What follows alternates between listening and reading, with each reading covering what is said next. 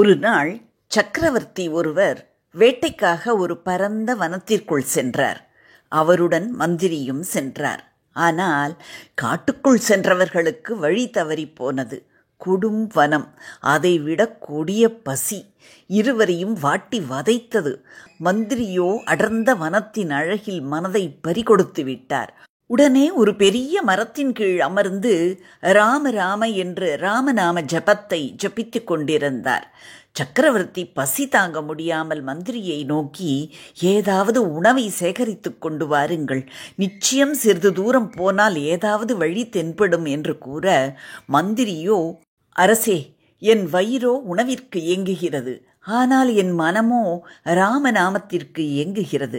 அதனால் மன்னா, இப்பொழுது நான் உணவை போய் சேகரிக்கும் நிலையில் இல்லை, என்னை மன்னித்து விடுங்கள் என்று பதிலளித்தார்.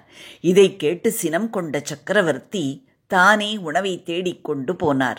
அதை எதிர்பார்த்தது போலவே தொலைவில் ஒரு வீடு தென்பட விரைந்து சென்ற சக்கரவர்த்தியை மனமகிழ்ந்து வரவேற்று அறுசுவை உணவளித்து உபசரித்தனர் அந்த வீட்டினர். சக்கரவர்த்திக்கு மந்திரி பசியோடு இருக்கிறாரே என்று மனம் கேட்கவில்லை. அதனால் அவர் மந்திரிக்காகவும் உணவை கேட்டு பெற்றுக்கொண்டார். காட்டில் மரத்தடியில் ராமநாமத்தை ஜபித்துக் கொண்டிருந்தவரை அணுகி அதை கொடுத்துவிட்டு ஏளனத்தோடு கேட்டார், மந்திரி, இப்பொழுதாவது தெரிந்ததா நான் எடுத்தது சரியான முடிவு என்று? இந்த முடிவால்தான் இன்று உமக்கு உணவு கிடைத்தது. நீங்கள் ஜபித்து கொண்டிருக்கிறீர்களே, இந்த ராமஜபம், அதுவா உங்களை பசியாற்றியது என்று கேட்டார்.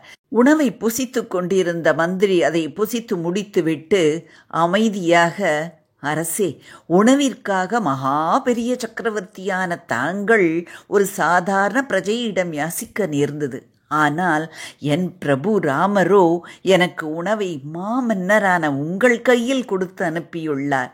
இதுதான் ராமஜபத்தின் மகிமை என்று கூற சக்கரவர்த்தி வாயடைத்து போய் நின்றார்.